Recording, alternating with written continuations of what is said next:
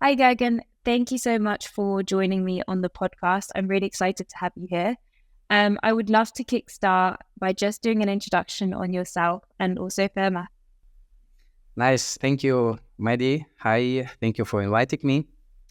My name is Gurgen, and I'm the founder of FHERMA, where we're building FHE tools for FHE developers, I would say. We are trying to make FHE more accessible and more easy for using for developers. About my personal background, for the last years, I was working for different companies, and mostly I was developing different solutions in privacy preserving machine learning and different multi-party computation protocols for decentralized systems. And in the most cases, I was from developer side. I utilize a lot FHE as one of the tool, and I faced a lot of problems as a developer. And it was one of the reasons why we started our company and what we are doing now. It's great to hear you have a lot of experience in the space and you've thought about this a lot. If we take a step back, could you explain what FHE is? That is fully homomorphic encryption. Let's start off with and explain it like I'm 5, and then perhaps we can get into more technical details. But if we just simplify it to the maximum initially. So just basic definition, FHE is the way of encryption which allows us to proceed data in encrypted form, but it's not clear if you find. So maybe try to explain it based on some certain case, and maybe it will be more easy to understand. Let's consider maybe Google. So we use Google from day to day. And what is the problem and how it works? You send request to the Google proceed your request, send your result. You're happy, but the problem here is that Google knows everything about you because Google knows all your requests. Google knows what you ask. And the problem that based on, let's imagine Google has database data set of your request. Based on this information, Google can build big picture about you. And the problem here is that despite the fact that when you ask something, when you send your request to the Google, despite the fact that data is encrypted during transform, to proceed your data, Google needs to have access to open request, to open data. And this is a problem because current encryption scheme, which is used for data transmission, doesn't allow Google to proceed data in encrypted form. And this is why Google need to decrypt your data, proceed, build result, encrypt result, send result to you. But the problem is that as far as Google see your data, this potential point for data leakage. With FHE, we can do everything without access to open data.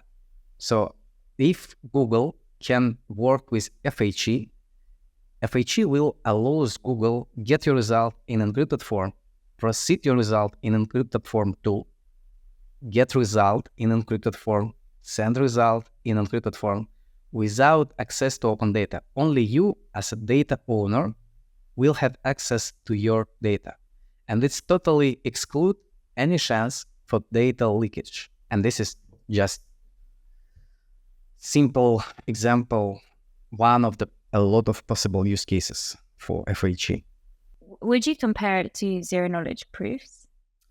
It's a good question because despite the fact that zero-knowledge proof and FHE have something in general, they used for different goals. Okay. With ZK, you can prove me that you know some secret without revealing information about this secret. But in case, again, in Google, which we considered before, you cannot send me your data in encrypted form and ask me to proceed your data in encrypted form. And this is the main difference in my opinion. So ZK allows you to prove some statement FHE allows us to work with encrypted data. Okay. And combination ZK and FHE are very helpful in different use cases, different areas. Could we touch on some of those use cases of FHE and zero knowledge proofs and FHE and ZK proofs, particularly within the blockchain space? I'm curious to understand like the different use cases for each. Let's start with use case for FHE. So currently, all data in blockchain by default in general is open. And this openness is needed for correct work of blockchain because we need open data to be able to validate, etc. With ZK, based on ZK, we can solve some scalability issue, at least. So we can build ZK rollups, which allow us to delegate some computation off-chain to some rollup. Rollup will make some computation of data, of open data, and provide us some ZK proof, which will prove for us that computation was made correct. With FHE, we can work totally with encrypted data. We can encrypt data, we can send data in encrypted form. The cloud or FHE rollup will proceed data in encrypted form, send us a result in encrypted form without access to the data directly. And so now taking it a bit onto FHERMA, what are the core products that you're building integrating this technology? As I mentioned, we are focusing on simplifying developing FHE application, because by its nature, developing FHE application is quite difficult because as a developer, you are very limited in operation you can do with data. Basically, each FHE skill, by definition, supports two main operations, addition and multiplication. And when you, as a developer, try to build new application, you need to utilize different building blocks like loops, like comparisons, like different statements. And you can't do it like before when you worked with open data. And every time when you build this application, it's some kind of state of the art, because you need to develop some algorithm, some way, some approach, how in this limited basis you will build your application. And what we are trying to do, we are trying to simplify this process, because we are trying to provide some building blocks for developers, which then can use to build application. And this is our ultimate goal. So simplifying development of FHE application. How we do it? Our central product right now, we are building the library for FHE components. These components, as I mentioned, building blocks, you can use like Lego to build a more complicated thing. And the problem we faced and we realized is that building such library inside one company or in a limited team, it's impossible, because you are very limited in resources and you can't provide a lot of such components. So you can provide, let's say, 30, maybe 50 components per year, and it's not enough for a wide adoption of FHE. And we totally understand that we need community engagement. We need a lot of people who will contribute. And we develop platform which utilize competition-based approach to, first of all, engage community. And the second important thing, we consider competition as a driver for improvement and innovation. And the central platform for us here is FHERMA platform, which is a platform for FHE challenges, where we publish different challenges. Each challenge relates to some certain components, and we engage community to solve these challenges and build this library together. Interesting. So it's essentially almost like a decentralized open source contributor network to building these FHE tools? I'm not sure that decentralized word suitable for this case, but the community totally decentralized. The platform currently centralized. Okay. But yeah. Okay, got it. But it's open source, right? It's totally open source. It's under Apache license, so we don't have any restrictions for developers and for users. Okay. So you can use our tools for commercial, for non-commercial. Listen, and where are you at in terms of your product development stage? Can developers already start using it now? What current stage are you at and what's your priority? We launched the FHERMA platform last year as a collaboration, as a joint project with OpenFHE team. We launched first challenges in November last year, which already finished. We now published new type of challenges. One of the challenges is a challenge from IBM, Parity Challenge. We developed what we call track. This is an entity which allows to work not only directly with some certain simple components.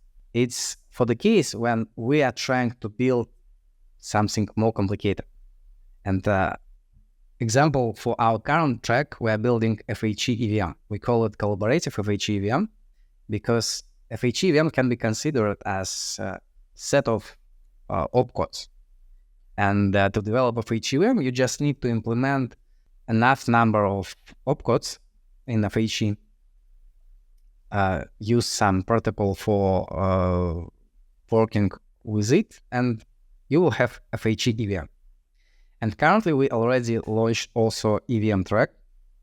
We published initial version of library we are building. It's initial stage because our goal is just build it with community, and the first version, the current version of the library, just contains the result of the first challenges. This is our current stage. And this year, we are going to significantly improve and extend our library. We are going to finish EVM track. So we will have open source EVM building blocks, I would say. So anyone will be able, based on our components, build its own FHE EVM. And again, based on competition approach, we will have constantly upgradable FHE EVM and any other collaborative project we will have. So the FHE EVM part, would you consider that like a modular component to build blockchains? Or do you see it more as becoming like a roll-up kit or an L2? How do you see that fitting in? What we are building now is just components for building FHE EVM. So we don't run it as L2, L1 solution. Yeah. We will just write a set of building blocks which everyone can utilize to build its own EVM and run it where they want. This is important and interesting because current solution for FHE EVM, what is the problem? You develop FHE EVM in your company, let's imagine. You have 5, 7, 10 researchers who working on FHE EVM. You develop the first version, and if it's work, you don't have enough motivation to improve it. This is the first point. The second point, it's quite difficult constantly support and constantly upgrade your EVM when you are limited in resources. With our approach, we will have building blocks which will be constantly improved, constantly upgradable by community, because it's quite simple, quite easy to participate in challenge and provide small building blocks for FHE EVM. But you provide small building blocks, your block can be the part of some big thing.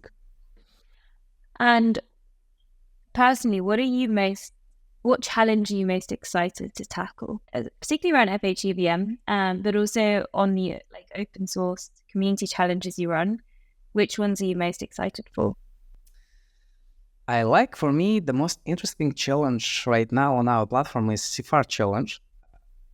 The goal of the challenge, CIFAR is a data set of the images which categorized in 10 groups. And the goal of the challenge is to, based on encrypted image, determine the class of image. So you have as an input encrypted image, you have to proceed this image, so you need to develop some neural network, machine learning algorithm, and provide as a result the class of the image. For me, it's the most interesting challenge right now, but we will publish new challenges soon, and we will have much more interesting challenges. And on that topic of using AI and machine learning, how can AI and ML utilize FHE within, whether it's within their own models or how they use data? What are the use cases within that space? For me, the most important use case for machine learning and AI, which can be utilized with FHE, to build good model in FHE or in machine learning, you need to have good data set. And the quality and the set of data set will determine the quality of your model. And we have a lot of areas where we have confidential data which cannot be used for machine learning, for training, because of confidentiality of the data. One of the example is medical data. Another example is some finance information from different banks. And currently, each bank tried to build its own model and only based on data they have. If we will bring FHE to new level, to right level, suitable for production, it potentially will be possible to combine data from different organizations and build new models which will be learned, trained on much wider data set.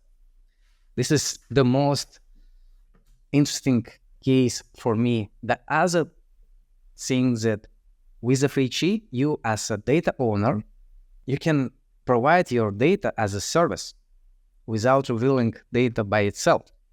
So, for example, you can encrypt some of your medical data, send, let's say, to me. I will pay for you for your data. I will learn some my model based on your and other participants' data, and you make money, let's say, with sharing your data in encrypted form without revealing any open information. Me, as a service provider, I will have opportunity to work with data set which was not available before. What you're interestingly saying is, let's build an application where we can encrypt the data, sensitive data, to be able to train an overall better model that then these organizations can use in a privacy-preserving way. Yeah, this model is correct. Yes, you can combine different data, different confidential data. You can combine it, you can share it. Yeah. And it will be totally secure by default, because only you as a data owner have the key for your data. Yeah. You encrypt, you serve, we work with your data. You cannot worry about safety of your data. And in order to get to that point, and let's say of these different LLMs of utilizing privacy-preserving technologies, what are like the key challenges or the roadmap to get to that point, for it to be almost, I guess, be available like mass market and building out the awareness and understanding, particularly among developers, I imagine? If we talk about FHE, there are several key challenges before mass adoption, in my opinion. For sure, one of them is performance, because current FHE schemes is too expensive from performance and from performance. Other issue is lack of developers and lack of wide community, because currently we don't have wide community. We don't have a lot of FHE developers, people who can develop a FHE application, because developing a FHE application right now is difficult. You need to have knowledge in cryptography, in math. In addition, you need to have knowledge in specific area for which you are developing application. Other problem is what we call verifiability, because depends on your assumption about what's called security model.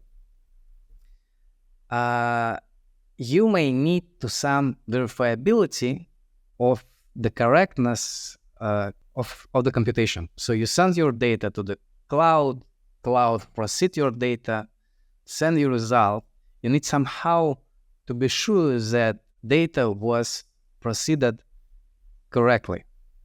And here, potentially, where ZK can be used. So cloud could send you some proof based on which you can check that computation was done correctly.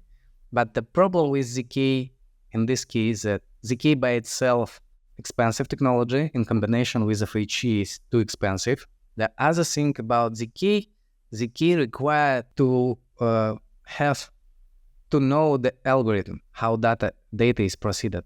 And it means that if we work with ChatGPT and you need to have proof from ChatGPT, the algorithm, how data is processed, should be public. It's not possible for a lot of cases. And so, given that it's currently too expensive and the performance is still lacking, what needs to happen with the technology in order to, I guess, get the cost down and increase the performance? Here, I believe there are two options. The first option is just developing new type of hardware. And as far as I know, different companies are working on it, trying to build ASIC-based hardware, etc.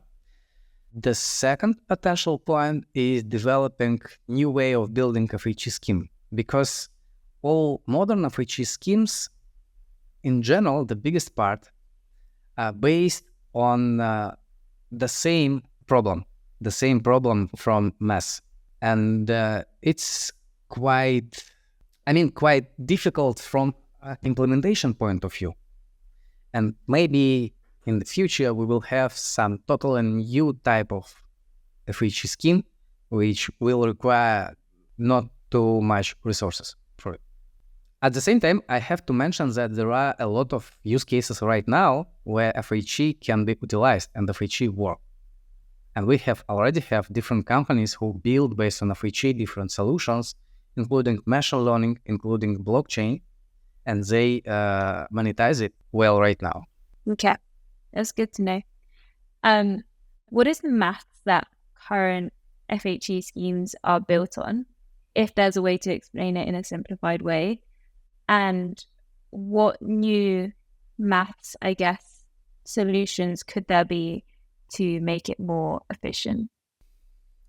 All modern schemes based in general in what's called lattice-based cryptography, which means that how in general cryptography work when you develop new scheme, not necessarily FHE. You need to have some strong, difficult from math point of view problem. Based on this problem, you are developing a scheme, FHE or not FHE, some encryption scheme, and your idea is to build this scheme in the way where to break this scheme, you have to solve this mathematical problem, and solving this problem should be very, very hard. For example, in simple case, if we consider RSA, which is quite popular scheme, the math problem utilized under the hood of RSA is factorization of the big number, which means that you have big number which consists of multiplication to different numbers, and the question and the problem or task for you, find this number. And the idea is that to find this factorization, to find these two numbers, which when you multiply, you have this big number, is quite difficult because it takes 1 million years, etc. Depends on the size you can choose. In FHE, currently utilized lattice-based problem, and I don't know how to explain it if you are 5, but... You can do like a 10, 20, 30-year-old. It's much simpler. The idea is you have some lattice, let's say. Lattice is just number of discrete points in the space. And you have some basis in this lattice, let's say some n vectors. Yeah. And one of the latest problem utilized for FHE2 is you ask to find the shortest vector in this lattice.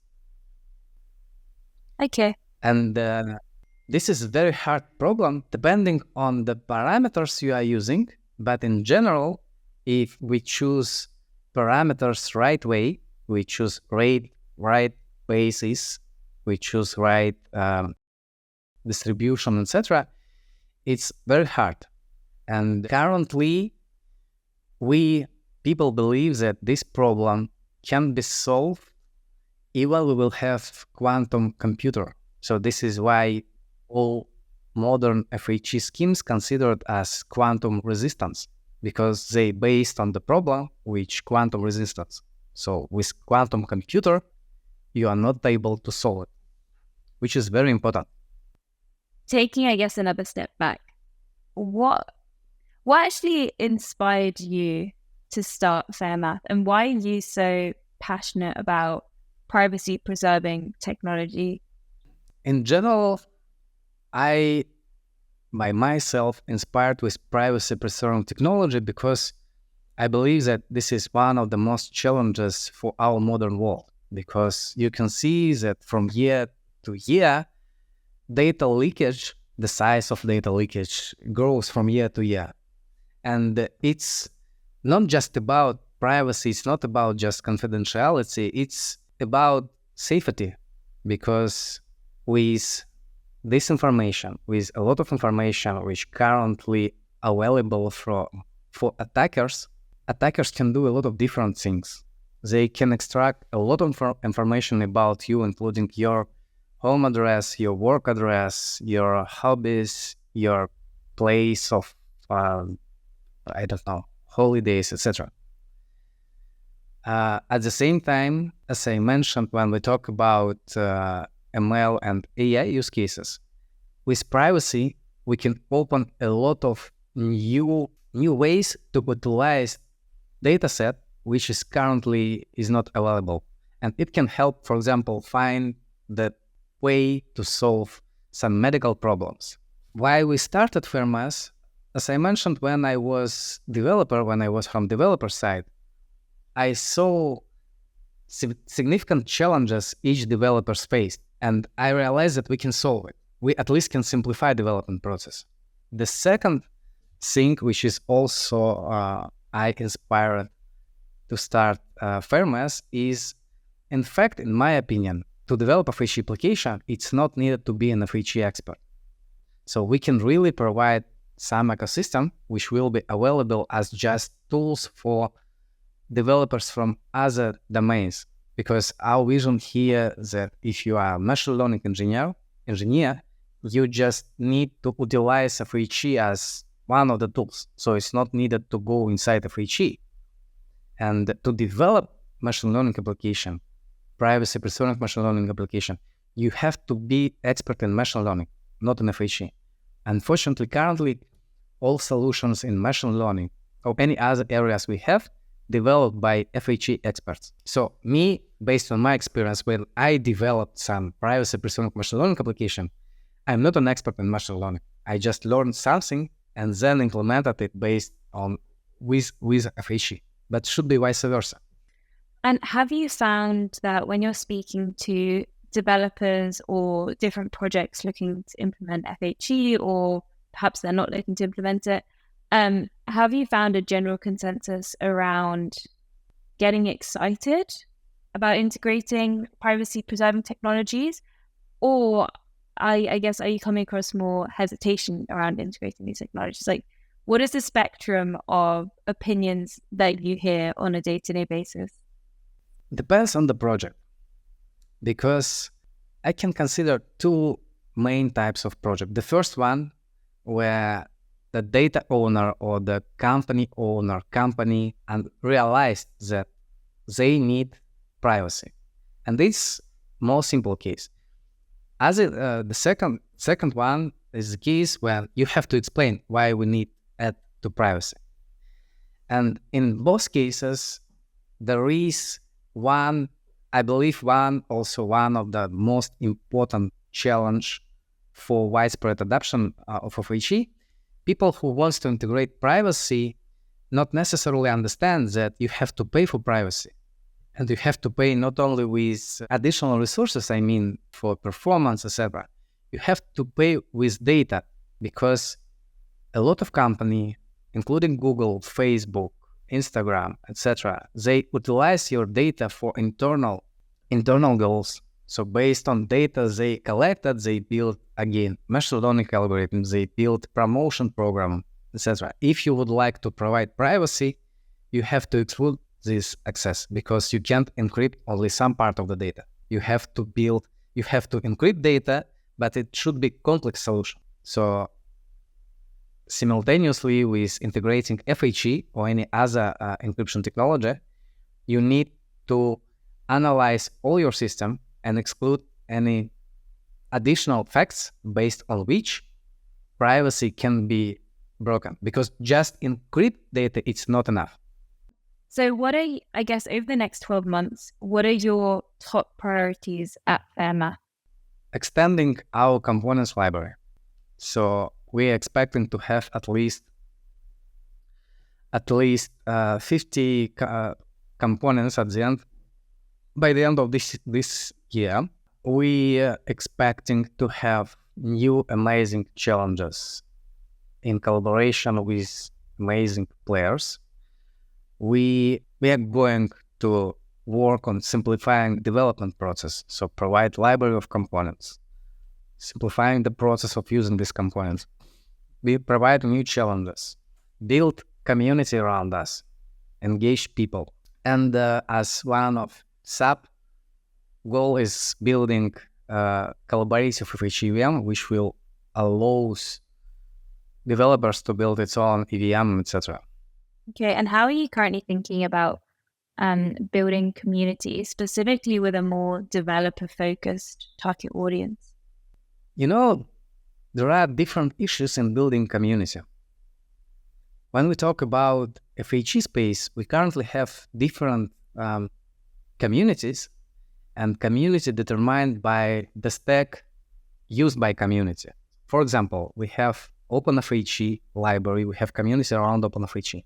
We have Latigo library, we have community around Latigo library. We have TFHE library, community around TFHE. And usually this community works totally separately. They don't collaborate. And with FHERMA, we provide the place, as far as we support different libraries, different stacks, we provide the place where all these guys can work together, collaborate. But this is about FHE developers. Other thing, we need to engage people outside of FHE, outside of cryptography, and explain and show that developing a FHE application is quite simple. You can do it. And this is what we are working on right now too. I speak to a lot of developer-focused projects. I also work with a lot of developer-focused projects who are trying to do the same thing. It's not the easiest walk in the park. Yeah. So how can people support FHERMA? Join us in our challenges platform. We're happy to work with everyone. We're happy to help, to engaging. We're happy to explain and help with development, etc. Just join our community and help us to build what we are building, because we're building it for community without monetization model. So we not make money with our challenges platform. There is no monetization model, which is important for us regarding this project. Not now, not for the future. We will not make money for it. It's just from community to community and totally under Apache license, without restrictions, etc. That's what OpenAI was meant to be. Yes. Well, thank you so much for joining me here today. It's been a wonderful conversation. Thank you for having me today. It was nice to talk with you.